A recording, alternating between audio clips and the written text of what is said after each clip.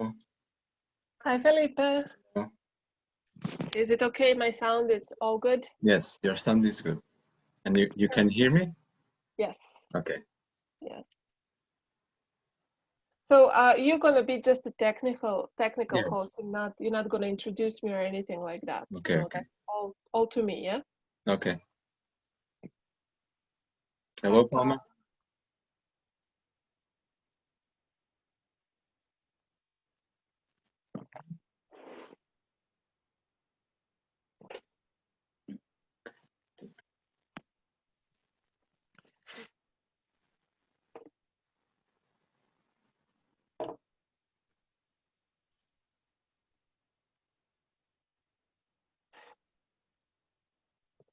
Hi, everyone.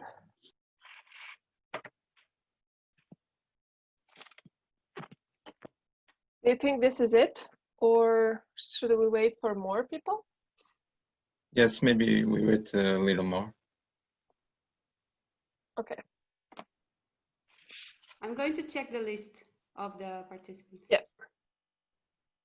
This is being recorded as well, yes? Yes.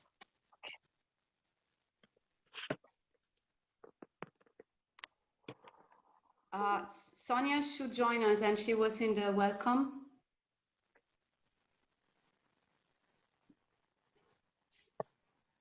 How is everyone today?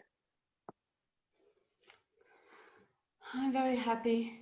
Guys, you can unlock your microphones to talk just for a moment, because we are small group.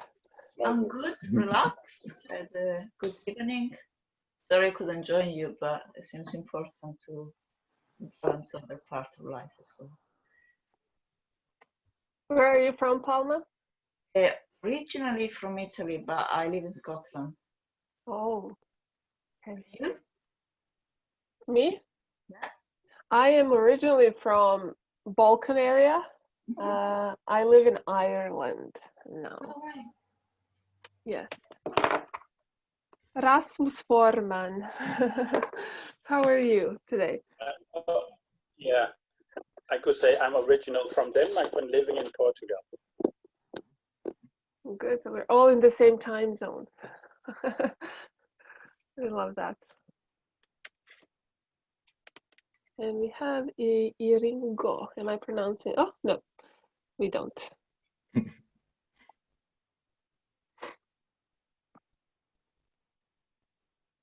So Susanna, this is finishing, or Filipe, this is finishing today, your event, yes? What? Your event is finishing today, yes?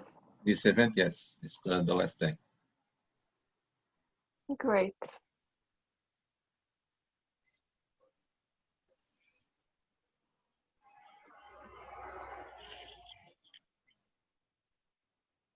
And what do you do, Palma and Erasmus? Are you trainers, youth workers? What is your profession? I'm a counselor, and I also work with well-being through movement and creativity. Beautiful. Yeah, thank you. but particularly for people who work in the helping profession. That's very much what's happening here. Important work. And Erasmus? Yeah, I have a training in art coaching or art-based coaching, and I'm using it to work with mostly with adults for coaching, and either in groups or with individuals. So great. Yeah, I like that very much, but of course Yeah. it's hard to have it. One cannot have it as a full time. So, but I do it besides other things. So, but, Yeah. So it's interesting to meet other people working in the same area, but maybe with slightly different methods and so on. Mm-hmm. And you? I am well, maybe I'll just wait for everyone to join, and then I can introduce myself a bit in a bit longer way, maybe. So Susanna or Filipe, just tell me, when can I start? When do you think it's the best? Maybe you can start. We can start, yes. because then Yes. we don't have time. Yes. If we... Okay. Cool. Then I will start. I hope everyone can hear me. In case you can't, give me some kind of a sign. I'm very aware that I speak sometimes really fast. So if I am speaking really fast and you cannot follow me, just give me some kind of a slow down sign. I'm only realizing that recently. So my name is Sandra Gojic. Susanna, thank you very much for inviting me. Sorry, I'm going to have to get out and come back. There's seems to be a problem. I'll come back. Zoom events usually do have problems. I love this. Susanna and I met, I think, last year in September in one of those events that were still happening face to face. And she invited me to join to speak on the topic of embodied learning. So my main area of work is a trainer. So I work with other experts or other trainers in the area of youth development, and I support other youth workers and educators in developing different skills. As I mentioned, I live in Ireland at the moment, and I don't really have a lot of work lately because, of course, all face-to-face things have been cancelled, but hopefully we will be moving most of our work online. Another part of my work is I work for the Embodiment Conference. I'm not sure if some of you have heard about it, but it's an online conference happening in October where we gather around 1,000 of experts and speakers in the area of trauma, coaching, therapy, dance, movement, and other stuff. So that I'm currently working with them and for them. So today I will be talking about embodied learning. I'm sure most of you are confused exactly about what embodied learning is. It is a topic, or it is a, how would I say? It is a thing, it is the word that is getting a lot of attention lately, especially in this Corona times. And there's a lot of misunderstanding what exactly embodiment is, or people have their own definitions on embodiment. And somehow we do let people to have their own opinions and ideas on what embodiment is.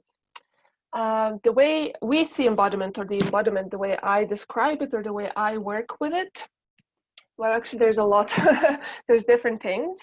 But main thing I suppose I would say about embodied learning is it is kind of a term that we use for a lot of disciplines. So it's not like embodiment is this, it's not one thing. We use embodiment to describe a lot of different disciplines. And I can speak about embodiment in a kind of like really big way, but I'm going to focus mainly on embodied learning because that's what I do, and I think that's what you can do as well. And the way we see embodied learning is just, it's an approach to learning that focuses on using the body to support the learning. The way we use the body in embodied learning, we use it as a source of information and then as a source of change. And this is very strange for me to speak just this in one way. So if at any stage you want to interrupt me or you don't understand something, please do that. It'd be easier to follow. But the embodied learning is based on this idea that body and mind can work together to support our learning. Okay. So in embodied learning, first of all, we use body as a source of information. What does that mean? That means that we can use the body to understand how do we feel in this moment, or how we are in relation to other people, or how do we perceive the world. So being aware of ourselves as a body, how do we construct ourselves from moment to moment, but also in embodied learning, we use the body as a source of change. So anything that we want to develop, any kind of quality, any kind of aspect of ourselves, we use body to do that. Okay. The whole point of embodied learning is that we bring body, mind, and emotions together. So we are not thinking about learning as something that happens only in the cognitive level. We don't try to understand the world only through our mind, but include our whole body in that process. In embodied learning, there's different focuses, but I would say that in embodied learning, we use body to discover and understand the relationship that we have with ourselves. So who we are and how do we relate to ourselves. But we also use the body to understand how do we relate to the others. So like, let's say our circle of people, but also to the world as a whole. So we are not just looking at the body and our relationship is something that it's just us and the people who are surrounding us, but we can also use the body to understand how do we relate to the world as a whole. I think one of the questions that was asked often is like, is there one thing that is embodiment? Actually, there isn't. There's no one discipline that say, oh, this is embodied learning. And then what that means actually is that we look at embodiment sometimes as a set of skills, which means that we can use different methods and different tools to understand all of these things that I said previously. So how do we relate to ourselves, how do we relate to the others, and how do we relate to the world as a whole. I suppose the most important thing here is why is embodied learning important to talk about in this area of resilience, is this aspect of change. So we often say that the only two things we teach in the embodied learning is awareness and choice. So, which means that the more aware I am of the state of being, or how do I relate to ourselves or to the others, or how do I understand relationships that I have, then I can make choices how I react to the world, or how do I react to everything that is happening. Very often we have patterns. So not very often, we all have patterns in the way we behave or in the way that we react to the certain situations, and that's something that has been developed through different events and through different years of existence or being. And those patterns of behaviors or reactions can be very limiting, and sometimes they don't serve us. So in embodied learning, what we do actually, we offer a spectrum of behaviors or patterns of thinking or new ways of being.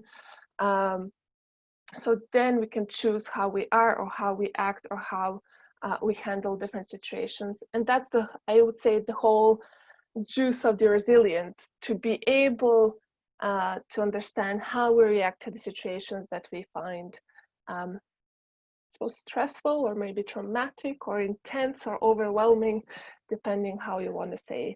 How do you want to say that? So two things I would say.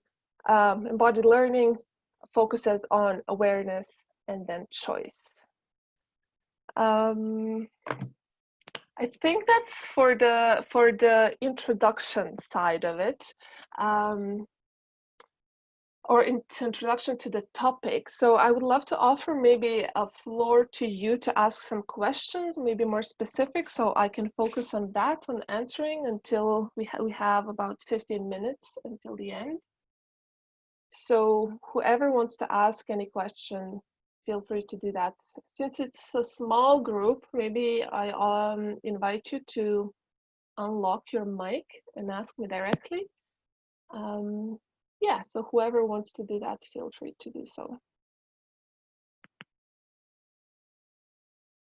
Or if it's easier for you, you can leave it in the chat if you don't want to talk. Hi, Paula. Yeah. First of all, I like the introduction. Open my heart. It's very close to the way I work. I've been practicing for many years. It's a question, but it's sharing also where I am with that journey. There is something about, I would say, that's just my wording, you're talking about process. Okay. What process, kind of learning and being with that, a journey, to say in a different way. Mm-hmm. And where I am, it's very sensory as well. It's not just knowing awareness here. Mm-hmm. I'm with you on that, yeah. Mm-hmm. The link between marriage, that's my preferred word, between body process and creative process. Mm-hmm. And if you, I don't know, if you can say anything about that.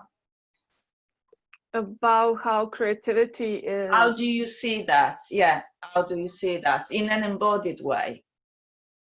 Well, thanks for that question. I work with creativity a lot, actually.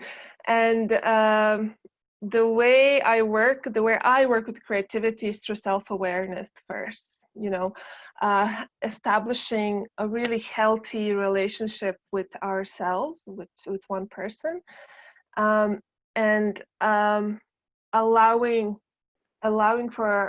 yourself for any blockages towards creativity for you to overcome.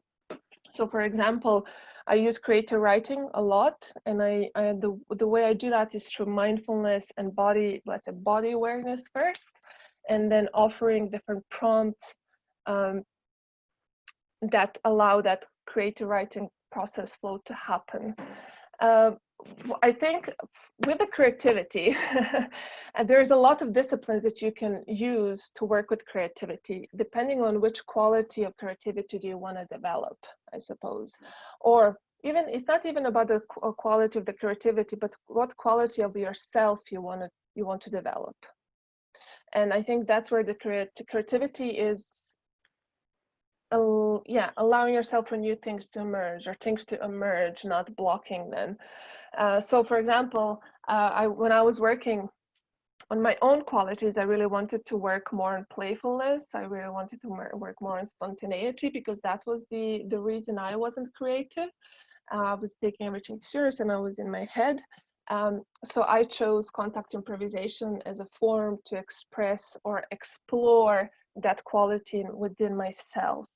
And once I started playing with the quality of playfulness, my creativity has come back. So I think it's more about understanding what qualities do we need to develop within ourselves, and then finding a discipline that can support that. I don't know if that answers your question. Yeah, and I also work a lot with self-expression in terms of, using art. So I work a lot with, not just creative writing, but also drawing and movement, and drawing that comes out of the movement. So understanding that there isn't only one way to express ourselves, but you can have different choices. I think Odysseia had a question, or I saw your mic was unmuted. Thank you. Thank you very much for sharing embodiment. It's a very interesting term, and as you say, it's a term that's become very fashionable, especially in the last couple of years. And with the work of Mark's work, he's Mark Walsh is the kind of coordinator of the embodiment conference. I was really curious about your entrance into this work. What took you here, and what linear, there are various different, as you say, there are so many disciplines out there that we could say have an embodied essence to them, that the seed of their work is embodied, it is with this sense of embodied presence. And I was curious, what kind of lineage did you kind of flow into this with? And you've mentioned creative writing as being your doorway, and also your tracking what channel did you need to develop to continue that journey. So it's lovely to kind of share that sense of really being a tracker.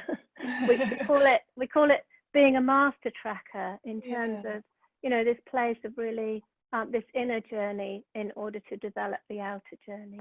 Absolutely. So I just love to hear. Well, actually, I have a lot to say, so I'm not sure if we have time, but I will try to kind of put it in a short time frame.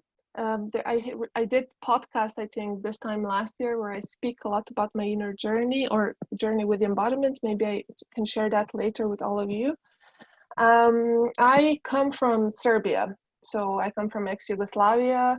I grew up with the war, with the trauma, with a lot of domestic violence and different kind of abuse. So my journey through this life has not been that pleasant. I have experienced a lot of poverty, a lot of hunger, a lot of physical traumas on my body because of the circumstances, because of the areas of where I lived. We were also very much bullied and abused because of the way we expressed ourselves culturally. My accent was not okay. The way I spoke to people was not okay. I'm living in Ireland for 8 years now. People still find me very intense and like, you shouldn't be this way. So somehow, up until recently actually, a lot of my experiences were very kind of trauma based. And I had a lot of physical pain and emotional pain and not enough support to understand what was happening and how to process that. So I think because of such pain that I was in within my body, body never lies. There was just something was missing, and I just was like, how can I get rid of this pain? How can I express everything that is happening within me? And how can I invite more love and compassion and more understanding for myself? So my journey was always, how can I get rid of this pain and enter this love and kindness space? Because there was not a lot of that I was seeing. And the concept of safety was not known to me for a really long time. And at the same time, I was dancer. So I was always somehow in embodied world. I was dancing a lot, and dancing was the only place where I felt at home, the only place where I felt joy, where I felt like I could express myself. And through that exploration, how can I get rid of my pain and understand what's happening within me, I started different embodied or somatic practices. I started yoga, where I learned a lot about stillness and breath and how can that help me being still, being gentle with myself. I remember my first yoga class, I was like shaking, I couldn't be still. I couldn't breathe because if you have 20 years of trauma and someone is asking you to breathe, you're gonna get into a panic attack. And from there, I went into conscious dance practices. So for those of you who don't know conscious dance, that's like 5 rhythms, open floor, movement medicine. So, and for me, that was a way of understanding emotionally what was happening with me and building this emotional literacy, really like understanding what's anger, what's joy, what's pleasure. And then from there on, I went into theater. So, and theater offered me this, ways of behaving, new like building really body vocabulary. Okay, so I understand my emotions now, but like I still didn't have within my body this ways of behaving. So theater, especially improvisation theater and foreign theater, gave me this, new behaviors that I didn't had there. And then after all of that, I went into contact improvisation. And now only thing that I do now is contact improvisation. That's my main embodied practice. And I love it. And I use it as a playground to really understand the relationships, because embodiment is really also about the relationships. And as soon as I enter the contact improvisation space, I have this ability or space to explore these relationships with myself and the others. And I suppose because of all of that, I started working with embodiment a long time ago, but I just didn't call it embodiment. I called it well-being, or I called it self-expression, or I called it, I don't know, performance, the practices for this or that. But now I call all of the work embodied work.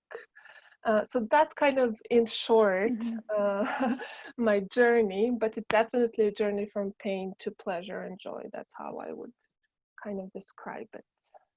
Thank you so much. And I think you're touching on the power of the work and also the relevance of the work right now. I'm sorry to interrupt.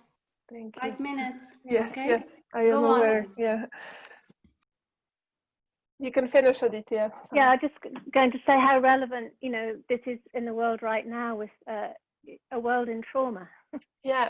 And how we can go through that process, through the creative process, through embodiment, self-awareness practices. And thank you so much for sharing that. You're very welcome. I think one big part of the embodied learning that we often forget a lot is community. I think, yes, a lot of work that we can do ourselves, it's very, very important, but having the support and having the circle of people who are going on this journey with you, it's crucial, I would say.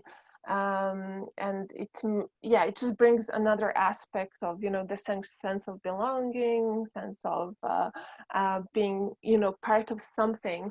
And I would say that a lot of people who go through burnout or traumas, especially people in the in the support roles, I was one of them years ago, can feel very isolated and alone, and not thinking, oh, we go alone, I'm the only person who's going through this. So having the community that can support you, I think it's also a really important part of the embodied learning. Yeah, so, and maybe one last question if anyone has. If not,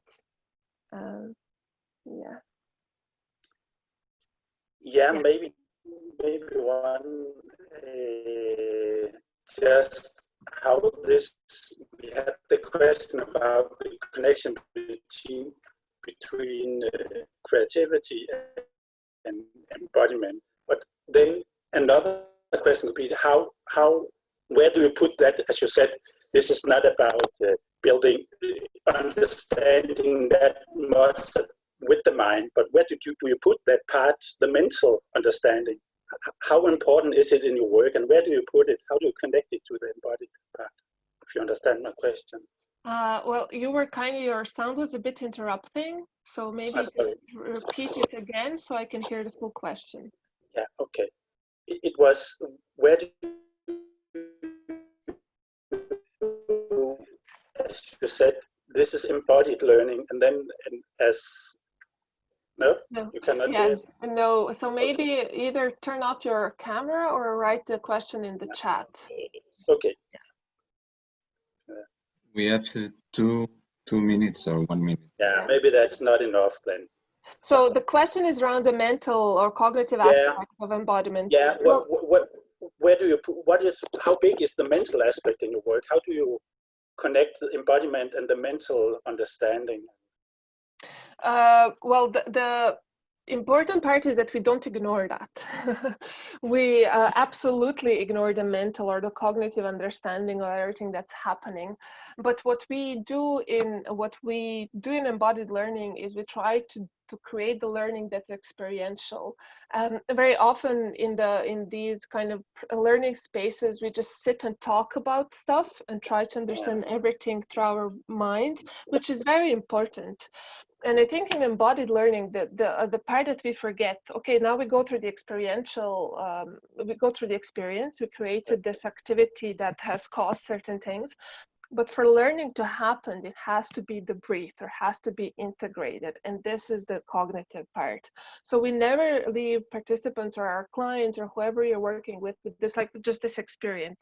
There has to be integration part, which happens then through this discussions or expressions or conversations.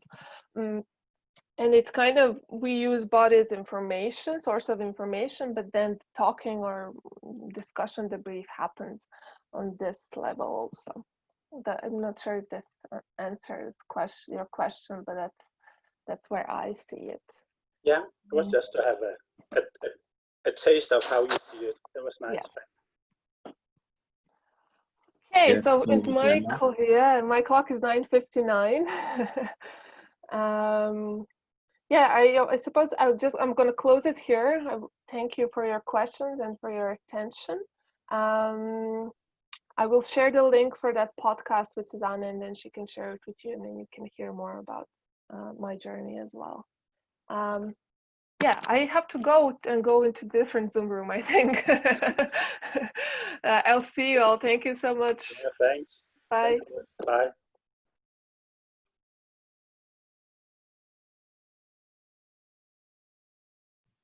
So we all log out and come back here, okay? We go out and in again.